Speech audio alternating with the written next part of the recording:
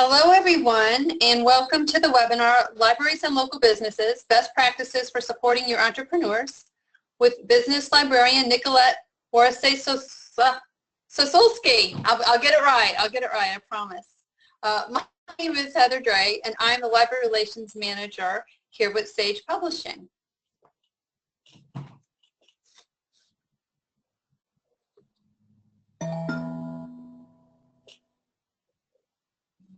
So let me begin by introducing you to our lovely speaker.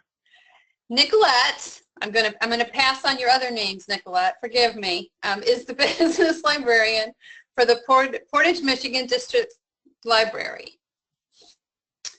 Nicolette was awarded the Outstanding Business Librarian in 2011. She was the recipient of this award by the Gale Cengage Learning Award for Excellence in Business Librarianship. This is an annual honor administered by the Business Reference and Services section of RUSA. Her nominators for this award, you might be interested to know, cited her energetic leadership and visibility in creating programs and presentations that are highly valued by the library and business community she serves, as well as her humor, tenacity, and commitment in being an exemplary business librarian.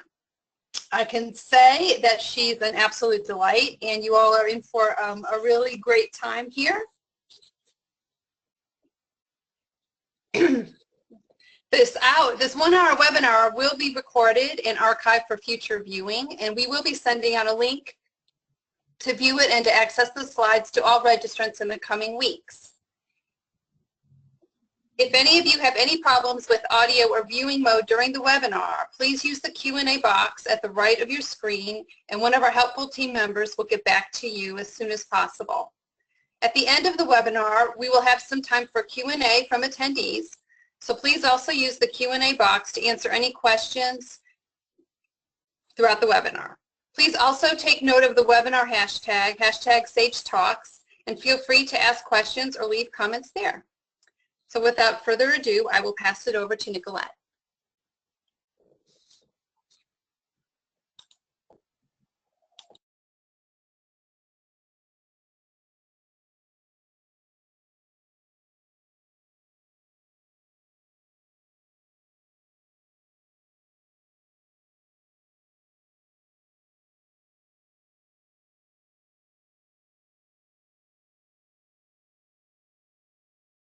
Hey, Nicolette, we've got you on mute there. If you want to unmute your line, and we'll start you again. Thanks.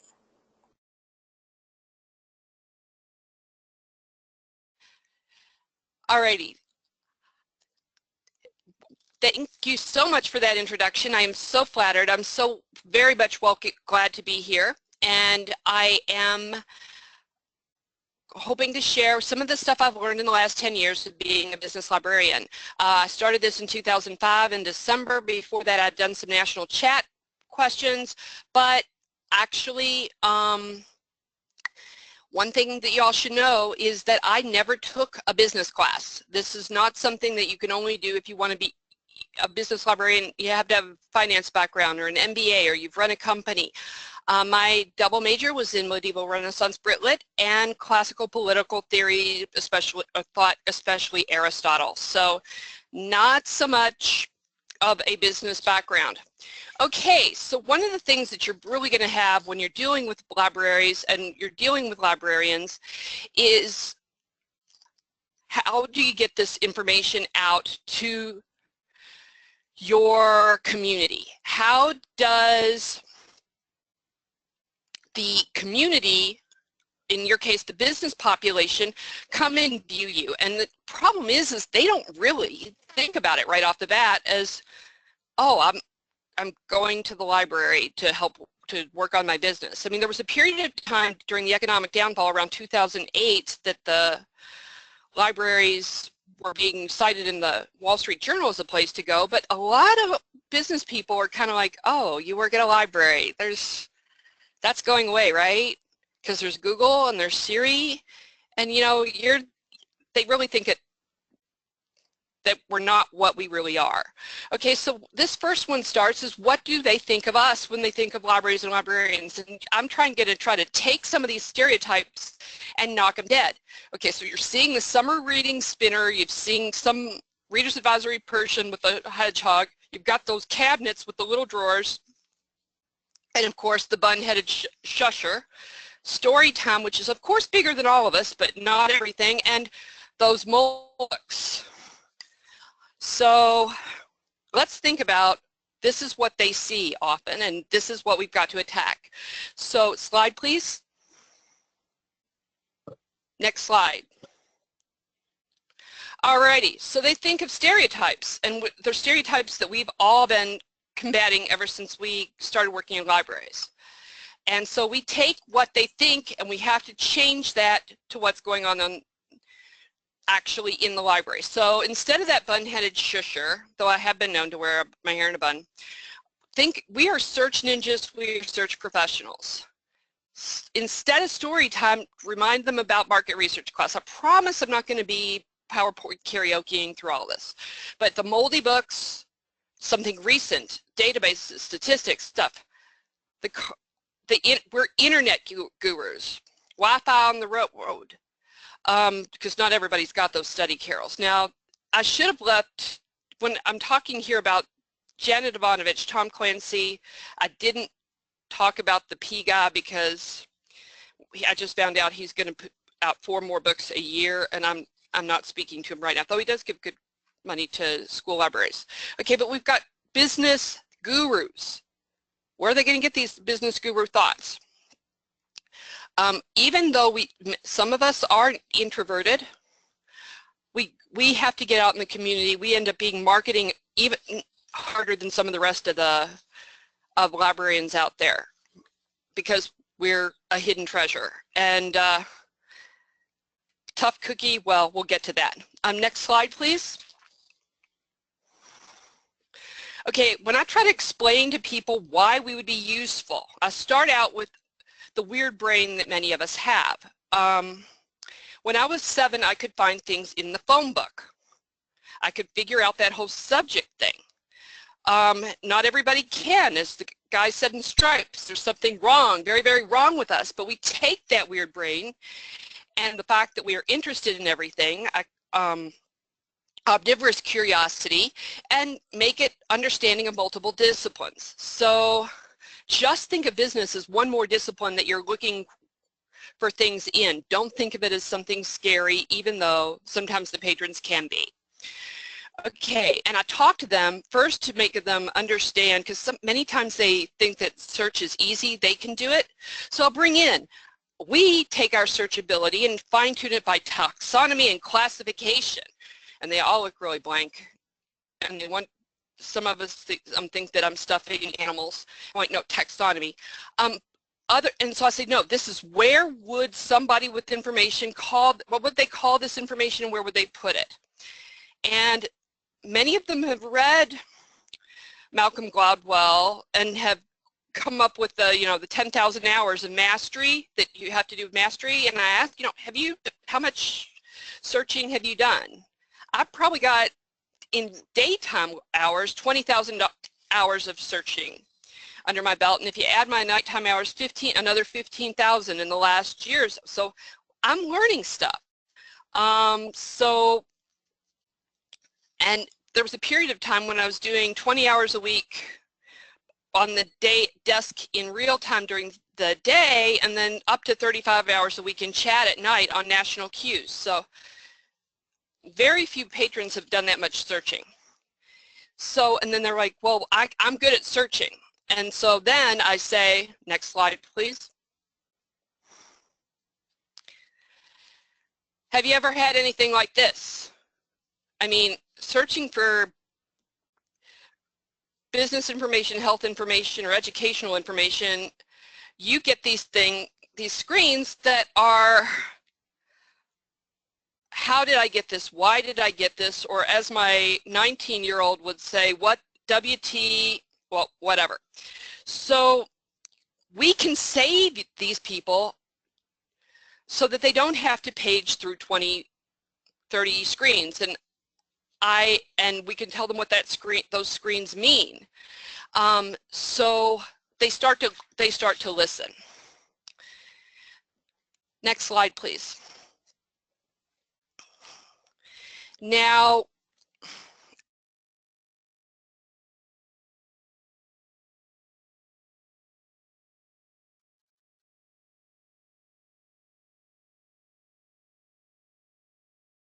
looks like we lost your audio again, Nicolette. Not sure. Uncheck that. Not yet.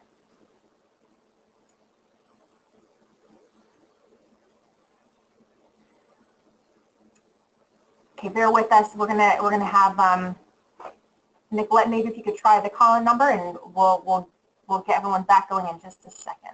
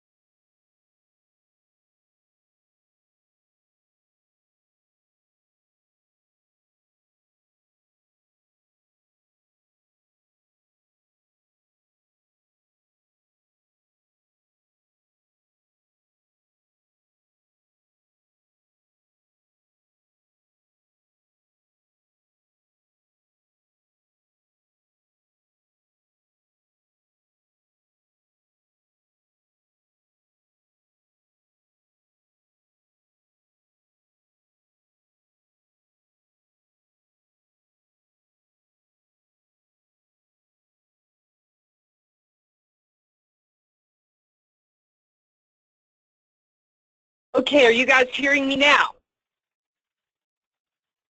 Yes, loud and clear. Awesome sauce. I will continue then. All right, so now I don't need this. All righty, so where did things stop off when we were talking about this slide? All right. Okay, so when you're dealing with entrepreneurs, you've got large and small businesses. You have business to business, business to customer, but some of them fall into these three genres, I've noticed. So that's why I'm going with this one. First of all, the ones that we talked about before were the ones who are not used to using libraries and they think you can't do anything, you're irrelevant. It's Janet Ivanovich and story time. Then you get a little bit more of their focus is another group that's not used to doing market research, but everything's on the web really for free, exactly in the format that they want it to be. And our job as librarians is just supposed to find it, you know. It's out there. That perfect business plan is for a business that's just like mine, except you just have to find it. And then the last one, I am in a city that has a couple really monster healthcare manufacturers, one for big pharma and one for hospital bed equipment. And some of them have had layoffs over the years, and people end up forming smaller companies that either serve that company or even compete with that company. So you've got entrepreneurs cutting paths with one of these great big monster things, and they don't realize how many gazillions of dollars were spent by that company for various market research and other types of statistical analysis. Had no idea. It just kind of showed up on their desk when they needed it, and so they didn't worry about it. And now they need to worry about it. Slides, please.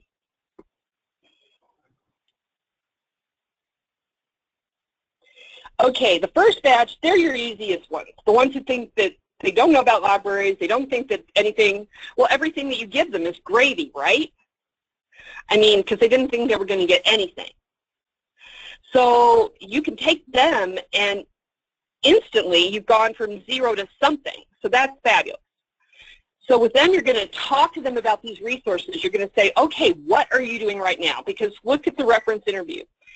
they don't know what we have. They have no clue what we have, so they can't ask us about what we have because they don't even have enough to ask. So the reference interview ends up being really, really important with these people. And sometimes you get into these discussions by a question that they've got about, like, how to start. I'm looking for the books on how to start a business, and you'll help them with that, but you have to start a reference interview at that point and say, okay, what are you, what kind of business are you starting? What's going on? Not just find them the book. Okay, even if it starts out as a known item search, you don't do a known item search. I call this fries with that librarianship, because at least when I was in food and beverage, long before I was a librarian, if people ordered a hamburger, you'd have to say, do you want fries with that? So if they say, do you,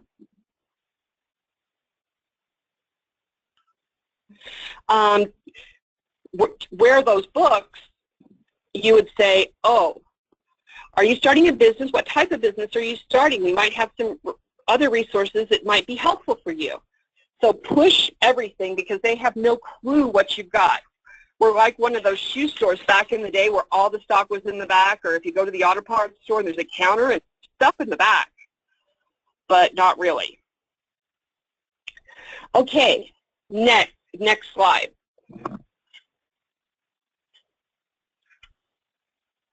Okay, they don't know what we know. I mean, you're going to have to explain to them again, back to that, we've got the weird brain, we are omnivorously curious, we learn a lot of stuff, and with referrals, we refer to each other and we refer to people in town.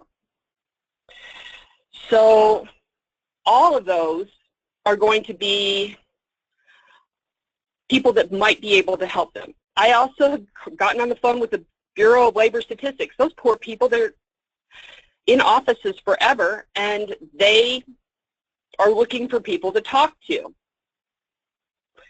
So they will answer your they will answer your questions in detail. Talk again with when you're talking to them about search terms. You are the subject and the search expert. They may be the industry expert. So they know what they're doing, but you can twist and find better ways to search for these terms, better words. And so this would be something that you need to talk about, a division of roles. It is not you, the librarian's job, to be the expert on their business. That's their job. You may eventually know more about their industry than they do, depending on how many other people you know in the industry, but you're the search goddess, search ninja. They are the expert on their business. Okay, next, free resources on the web. You explain to them that there are some, even though they say they've already searched Google. I mean, everybody's always searched Google, and they didn't know what to search. Back to that bad search page. Sometimes they can't spell, and that really doesn't work really well when you're searching in various different types of sources like that. Okay, next slide, please. Okay, associations are awesome. Associations are incredible because you can get market research through them through economies of scale. You might join an association for $125 a year, but because your $125 is joined with everybody else's $125, you can buy that $9,000 report that they don't really believe is really $9,000 that's out on the web. Or there's a link to it on the web that they can't get into unless they pay the $9,000. I tell them to find the associations about that. That can be through something like the Encyclopedia of Associations or Associations Online, or it can be a Google search, associations, extruded plastics, associations, home medical, office supply marketers. And actually I used that last one to find somebody who was a manufacturer of saliva-based drug tests so that they could find people to market them across the country.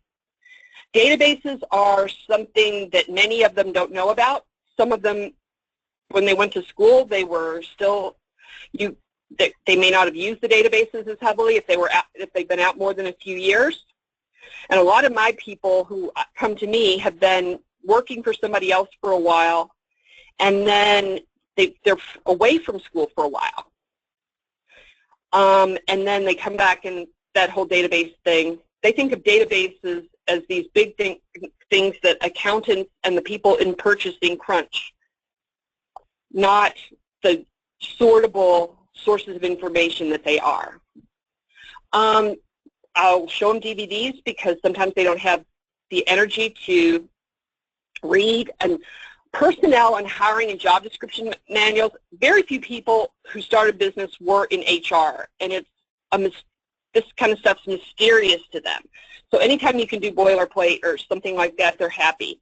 And then business plan resources, because most of them want a business plan or sometimes a canvas, and you talk to them, even if they think they don't need a business plan, you tell them they need a business plan because that they need to, even if they don't need money from a bank, they need to imagine Ebenezer Scrooge is looking over their business plan and going to loan based on it, because if they're getting money from their family, well, guess what? Maybe you foreclose on a loan from bank, But if you borrow from Aunt Harriet and something doesn't go right, well, you better have really researched it and not be going right for your lack of trying, because you're going to hear from Aunt Harriet Christmas, Thanksgiving, birthdays, weddings. I could have invested in XYZ, but instead I went with him. And the people who are not used to libraries, remember, people can't find things in libraries. One thing to tell every entrepreneur, basically every patron, subject is not your friend. Teach them to use keyword, alt text. They all come in, they all put subject in. They don't find things because subject's evil. I explained to them, if they're old enough, that again, subject is like those books, the headings in the yellow pages. Okay, next slide, please. Show them that you're willing to work with them about making calls to other libraries. I'm constantly calling or chatting or emailing or Facebooking other librarians when I can't find things. And they'll do it to me too, which is one of the reasons I had to turn off my GChat when I went into this webinar, because I might have had something pop up from one of my friends who's a librarian. And you talk to them about agencies or associations, again, that might have the information that they need. Nobody really thinks they can call the census. I call the census.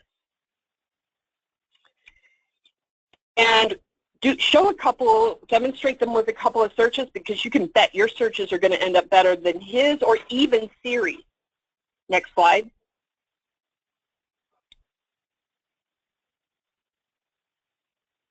Okay, these people, everything's out there for free. You just better go and find it. And one of the things why some people don't necessarily like being business librarians is a lot of times they have more assertive patrons in the entrepreneurial mass than in the patrons at large. So your job is to find it. And maybe you're not finding it. Well, show them something that they don't know to show that you can find things. Nobody knows about Google Advanced Search anymore, because Google, for some reason unknown to anybody with a clue, seems to have hidden Google Advanced Search. So you show them, hey, look at google.com/advanced_search, and here's how I can target results for government data or for the census or something like that. I mean, it may be not to be the report that they want, but the numbers may be there. I tend to tell people that sometimes when you have less money, or you're working with a public library instead of like Wharton or Harvard or any really big business library, that stuff is like IKEA furniture. It's some assembly required. You may not have the SWOT analysis, but you may be able to find the strengths, the weaknesses, and the opportunities and the threats. And here's one of those expectation management things. We help them find some things. We help them get started. We help them hump bumps in the wall. But we can't necessarily be everybody's full-time researcher all the time, because none of us has Hermione's time turner, and there's lots of taxpayers in our patron base. So you're giving your card, but you're trying to manage from the get-go that we're starting here. You can check in, please, or if you run into snags. But if you run into snags, okay, next slide. Okay, these people are freaking out. The people who just are now trying to compete with the big boys. They have no idea that, say, my hometown, or the town in which I work right now, is Pfizer. Okay, Pfizer has a lot of need for research. So they feel that if they don't have the same kind of resources, so they may have extraordinary know-how that they acquired in the service of a bit larger company, they are really scared and that they can't compete.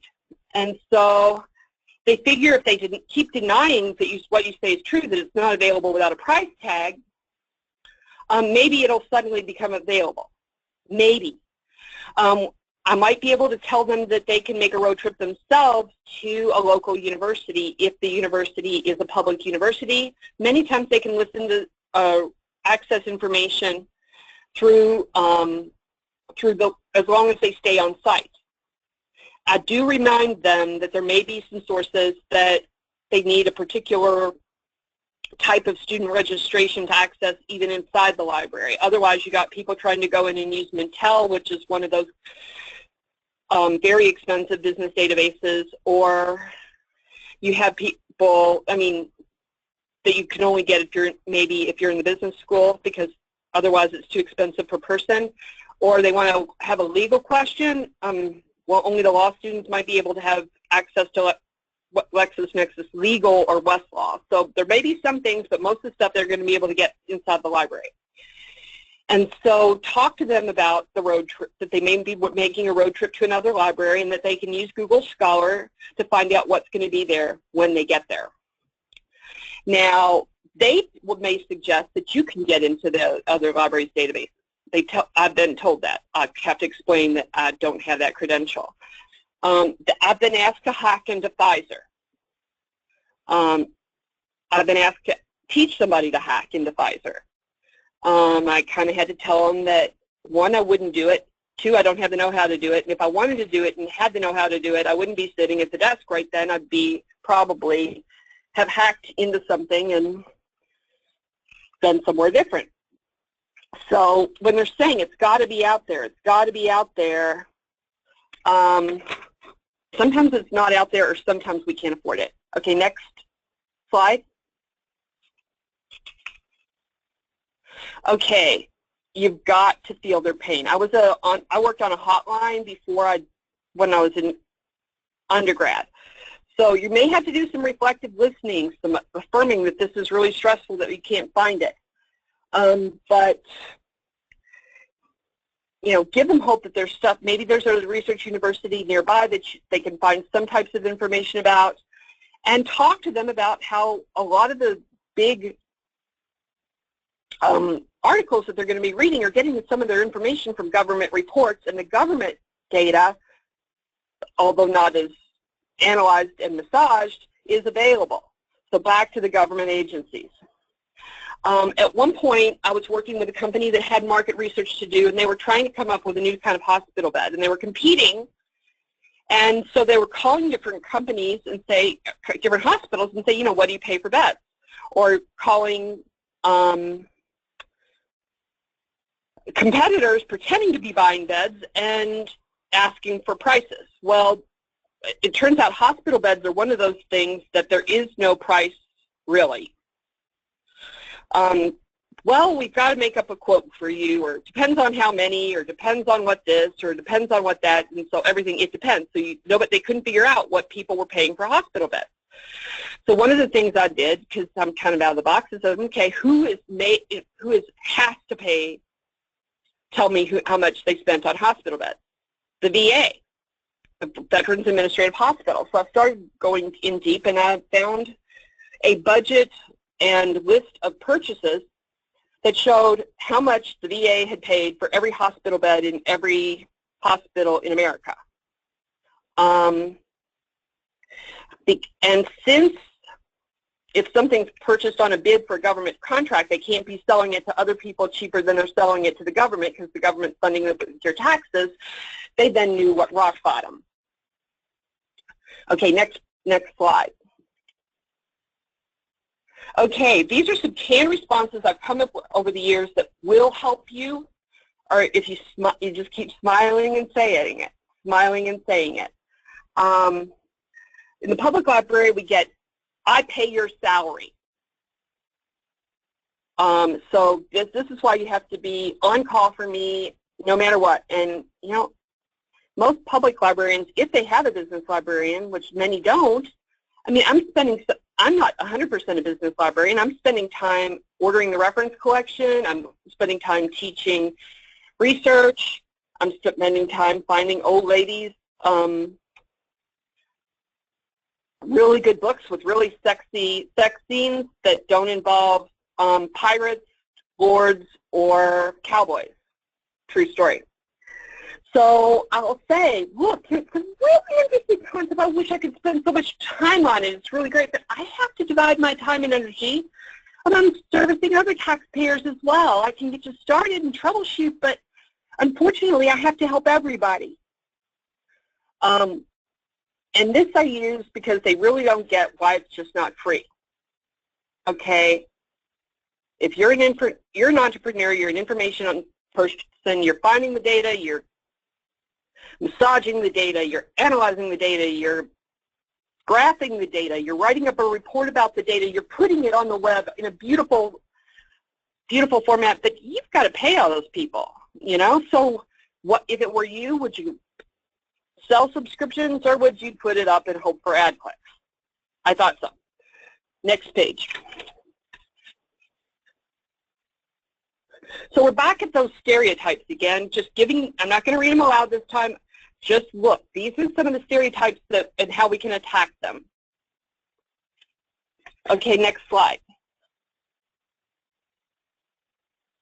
The moldy books. I think we did two because there was one that had a yellow cover on it. Business Librarianship book? That one, yes. Okay. Again, this is not Patterson. This is really successful business plans available both on the web or in print. And explain to them that sometimes you can afford it more in print and sometimes you can afford it more on the web, and that's why sometimes stuff is still in books. Peter Flip-Flop. When I was your age, everything was called books. So these annual statement studies, financial ratios, how much are they supposed to, what percentage are they supposed to be spending on X, Y, Z in their business? And explain that sometimes these are going to be online and in print. But again, we're not dealing with moldy books. Next page. Okay, these make everybody get an aha moment. I purchased these in print because I can't afford them necessarily on my budget online. But what these do is they give you out boilerplate of all these policies, because who has time to write policies from scratch at night, and maybe you might miss something. So when everybody a few years ago was in the National Guard, people had to have a policy about the National Guard and what happened when people were called out for service. You know, one person's saying that work-life balance should make them have this, another person's saying work-life balance should make them have this. They can put together, you know, a personnel policy on it. You don't have to be, or with the job descriptions encyclopedia, these are the functions that a certain kind of person should be able to do, and this is how being able to do more functions means you have to pay them more. So these two things are very useful when they get to the point that they're hiring. And okay, next slide. Okay, now again, not Janet Ivanovich, right? The reason I brought these up is often, in addition to at different times having been bestsellers, sometimes these are systems of thought that a certain set of companies really buys into. And I joke around that it's the corporate religion, but I mean, I know companies where everybody's top 5 strengths are on their name tag, up by their office door, and you have to be able to recite them.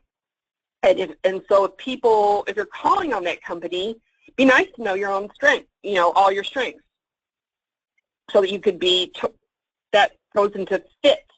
The partner, when you're dealing with partnership on a grant, on a bid, or calling on them as a B2B.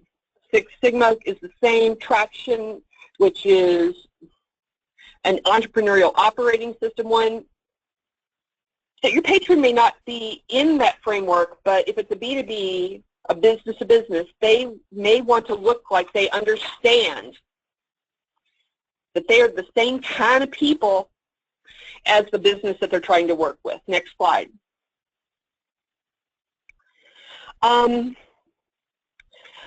With these, people are always trying to figure out a way to lead to, they want how-to books of everything.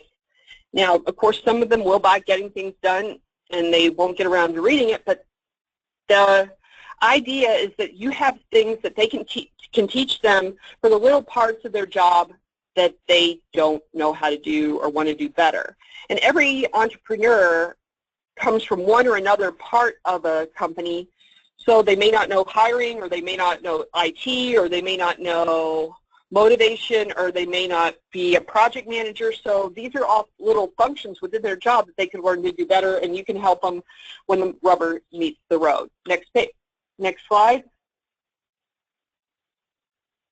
I get a lot of videos for a couple of reasons. One, some people can't, they really, when they're being an entrepreneur, trying to learn to be an entrepreneur while they're working their day job, setting up their company at night and the weekends, and on the road for customers, they may be brain fried, and it's easier for them to look at a video.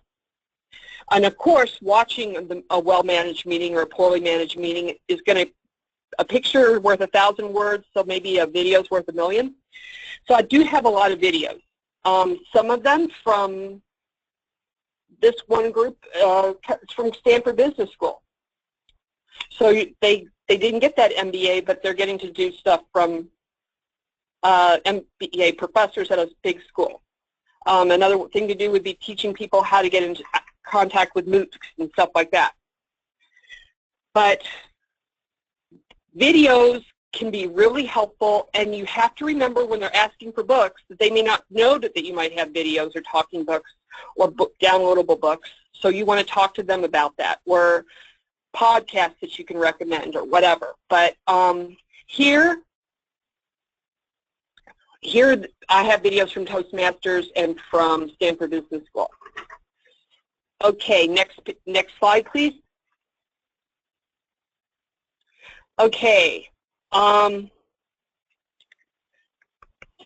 other reason for videos is you may not realize that the entrepreneurial population has a higher degree of dyslexia than the population at large. Okay, they've been coming through school, and which is based on reading, and they've tried and they failed and they fought back and they succeeded, and they've tried and they failed and fought back and succeeded over and over and over. And they have come to think outside the box for things because inside the box doesn't work for them. Well, then when they are finally done with school, they don't necessarily, they're used to working outside somebody else's framework. They may want to start their own framework. The other thing is if you have to try and fail and succeed and try and fail and succeed over and over and over, you get less scared of failure. In some ways, dyslexia can be almost like boot camp for entrepreneurship. Less risk averse, outside the box. So I try to do a variety of types of media as well as reading, because yeah, you're going to hire somebody, send somebody in this kind of a population to read something that's this big. Maybe not. Maybe that's not effective. Maybe there's a reason they haven't been at the library so far. Next.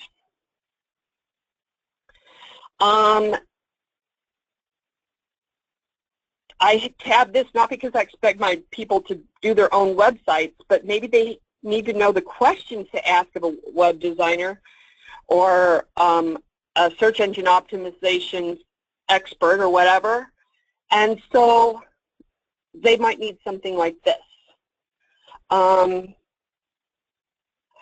Here I've concentrated up to now on books and reference print versus online reference databases, and also pushing video. Right now in my own library, I'm trying to figure out the balance of how many of them want online reading, online downloadable audio, books on CD. I have all of them, but trying to figure out where my individual population is going on this. Okay, next slide. We're getting into market research. We're getting into our roles. Okay, these are the things we can deliver to them. Search sectors, search terms, because that's, I think, our number one, that and the reference interview, maybe our number 1 and 2 values to them is refining, helping them refine searching and teaching them to search, and how that things might go into related fields. While they may be dealing with repos as a cleaning and reclamation business, maybe they can also help people reclaim housing after it's been lived in by students. So what are some other related fields or related things, lines of business that your group could use? Industry classification. Many things are not under a keyword. They're underneath either the NAICS, North American Industry Classification System, or the SIC, Standard Industry Classification System. They kind of look and they say, why do I want to look at this? I said, well, some of the stuff that you're going to be searching in is going to use those instead. And they say, well, why would that be? I said, well, it's like a zip code for the industry or for the industry landscape. And just as you might not call in a restaurant, you may have a 6-digit NAICS code for it, just like the federal government doesn't call me Nicolette. They call me 40111, you know, so everything's a number. Teaching them a business news source versus a database, another type of database, article database, is helpful, because some things are, they're going to need to know what happened to a company that they're calling on. What are some new trends and stuff that are starting to come out, new products, new buzz. Google Glass, for example. Market trends. Census statistics. Everybody's scared of the census because at some point somebody went online with it like 10 years ago, and it was really much scarier. The census sites improve, and the fact that we now have the American Community Survey on there means that you're not only dealing with, oh my gosh, 9-year-old data for certain things. Explain to them that the GovDocs librarian at your local college or university spends their entire life in the census. So while you may be, even you as a librarian may be a dab hand at it, they are incredible. I'm the primary care doctor. They're the oncologist as far as statistics. Again, I'm hitting the professional associations. Reliability validation. Is this site, is this information valuable? Is it current? Is it biased? My dad at one point was going to buy a medical device because it was going to supposedly keep him from surgery. I did some research, and all the people who praised it online were related to places that had invested in it. So basically, everything good they said about it was money in their pocket. That is a certain reliability problem. Okay, next slide. Databases, okay? I explained to them that any library has databases, or almost every library has databases, but they may not be called databases. It's teaching people librarianese, because librarians don't know what to call databases either sometimes. So it might be online resources, it might be research tools, it might be our digital library, our digital branch, or fill in whatever you're going to do. They will be there. So they can find out what another library has. They can find out, I teach them how to use the periodicals finder so that when they go into Google Scholar and find something, and then they find the citation, I teach them then how to go to different libraries and look at the serials and see whether or not they can make a road trip and get that stuff. I get different types of databases. I get directories, I get articles, research findings, a lot of data sets like reference USA, or some people might use A to Z or something like that. I might use demographic stuff. I might use, I mean, almost every database manufacturer has a decent article set. And while we may still have print, one of the reasons we have print is we may be thinking that there's going to be financial hardship in the area and databases go away if you can't keep paying for them. Explain this to the patron, and so we want to make sure that even if the budget forecast is as bad as it said, we'll still have something on the shelf. It might be a year old, but it's better than nothing. So with small libraries, that's why we have print, and explaining to them why they have.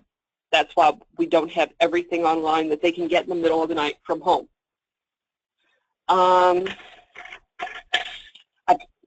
I teach them that some things there may not be an NAICS code for.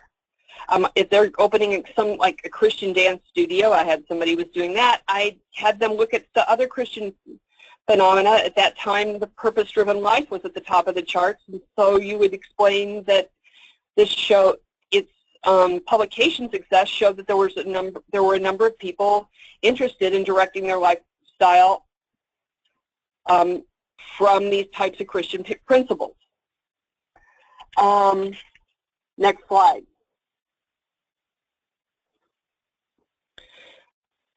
Okay, so back, a recap of what we can do for some of the small business people competing with the big boys and big girls. Okay, talk to them about some assembly required. They may not think that they can put something together, but if a SWOT analysis is merely 4 areas, strengths, weaknesses, opportunities, and threats, they can find perhaps those. Yes, they may not be a economist or some other type of analyst or somebody from McKinsey. On the other hand, they don't have to fork over that money for it. I'm always calling to see whether other libraries have something that we do not. Sometimes I'm G-chatting university librarians and saying, hey, is there something that you can send me an article? They may be able to send you 1 or 2 articles. Also, before you send somebody over to another university, you may want to call to find out whether or not they're going to be allowed to see it when you get there, a particular database. Other universities that are universities in your area, find out what their preferences are on whether they want you to send your patron to them or whether they want you to get the question from your patron and then they just deal with you. Because they can be your savior. We all know about it, but a lot of the world doesn't understand interlibrary loans. And so telling them that they can do this kind of stuff, to many is an aha moment. I mean, totally Archimedes in the bathtub, eureka. The reason I'm so heavy on professional associations, in addition to the market research, is the ads.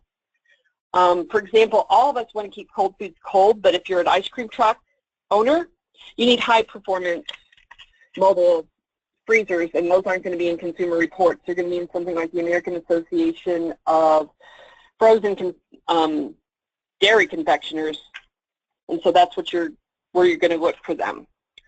Professional referrals, we know everybody. Okay, next slide. Okay, sometimes as a business librarian, the thing you're doing is getting out as much as possible and telling people and teaching people databases. Partner with the business support people in town. I teach once or twice a month. I'll teach business research essentials for some of these people who are coaching entrepreneurs themselves. They send them to me or bring me there to talk. As it turns out, some of you may have heard of the SBDC. The Small Business Technology Development Center. Is now shortened to the SBDC for everywhere except for North Carolina, who refused to change. But many times startups start there. or in SCORE that they've heard of. And so you want to be like on their speed dial and have them on your speed dial. When I got that award, I had people from SCORE and the SBDC were some of the people who had nominated me. And actually the SBDC actually tweeted this webinar. So figure out ways to go out into the community and teach what we've got. Teach those databases. Rotary, Kiwanis, any of those things. If local newsletters, Chamber of Commerce needs content, and everybody needs content because now we're all supposed to blog, and we're supposed to have newsletters, and we're supposed to have all this stuff, and nobody's got enough content. Offer to be a guest blogger. Yay, they don't have to think up something for that day, and then you are piggybacked on them. Okay. Really quick, I'm going through here. Next slide.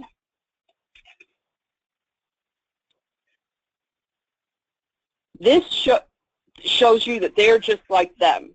You're just like them. So we can do more with less. We are a business too. Next slide. Explain to them, excuse me, next slide.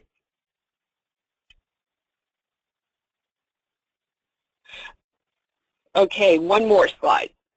Okay, always make sure that you are explaining to them what their mission is, what your mission is, because that way you don't end up disappointing them by not being their personal research person. Next. Next, please. These are the types of, explaining to them what the libraries can be. Public versus academic. You're going to be getting, you can ask for a copy of these slides, but there's no one thing that gets everybody. Now next, these next things are just places that you can go for help when you're starting up. Next slide. Okay, next slide. Alrighty. Build a posse. This is your posse. Next slide. Next slide. Okay, join BRASS. And by Making Sense of Business reference. It's a Bible, it's great. So now we can get to work and help our patrons. Well, did I give y'all whiplash?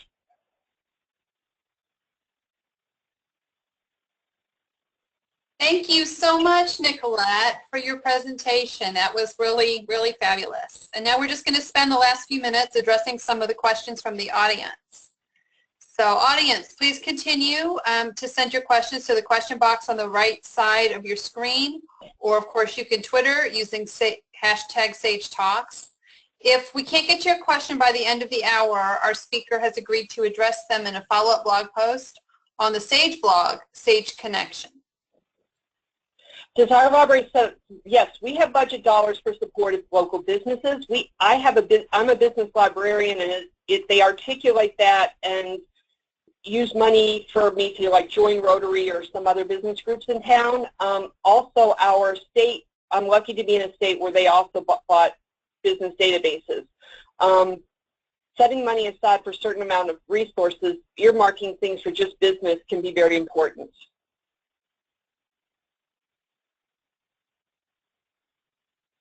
So yes, we do set aside business support material and service budget.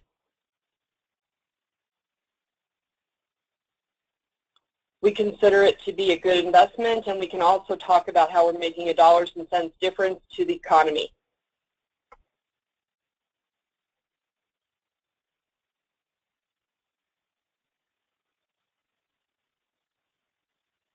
Okay, BRASS.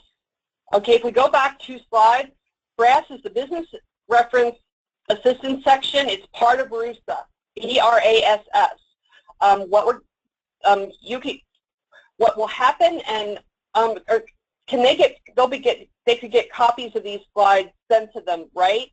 What that's going to do is if you join it or even join their listservs or look at their pages, they have incredible information on how to be a business librarian. There's even starting out as a business librarian a link there. So definitely you can, joining BRASS or at least lurking on BRASS's site will be very helpful. And one of the books the book that I pimped, Making Sense of Business Reference. How does it communicate the value of your service to the community? Well, what we end up doing, sometimes we're basically, we have newsletters, and sometimes those things help. I think the fact that I'm always out there, I was told when I was hired that I needed to be a public figure who was prepared to answer questions in the produce aisle. That is one thing. And sometimes we have gone to when we've had to communicate our value to like legislators for funding, we have actually gotten letters from the community that we serve. My investor community, my entrepreneur support community, other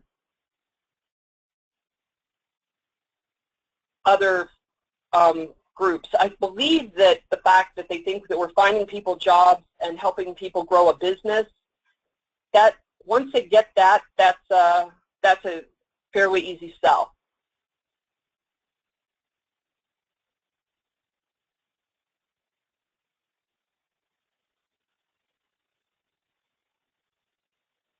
The BRASS LibGuides are fabulous. Yes, the BRASS LibGuides are actually in the slides. I was running out of time.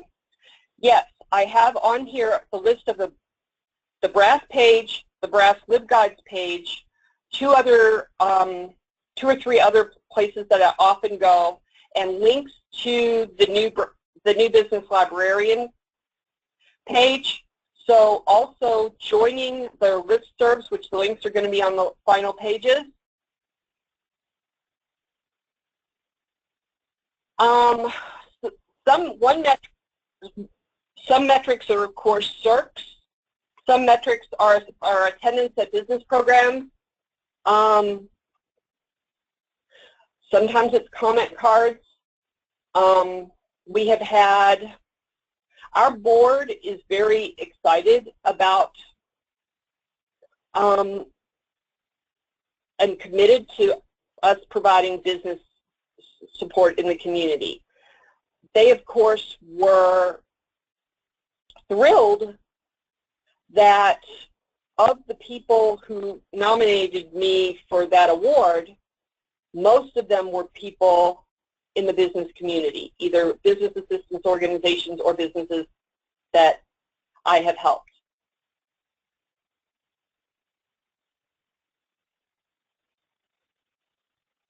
Well, thank you so much. That was the final question that we have time for today. We're at the top of the hour here. And I want to thank everyone for joining us. And of course, a special thank you to our speaker, Nicolette Warisse Sosulski. How about that? And please know, everybody, in the coming weeks, be on the lookout for an email that includes a link to view the entire webinar and the slides, as well as answers to some of the questions we just did not have time to get to today. Please stay connected with us on our blog, Sage Connection, for information about more upcoming webinars. Thank you so much. And if you guys decide that you want to friend me on Facebook, because I'm pretty easy to find with that name.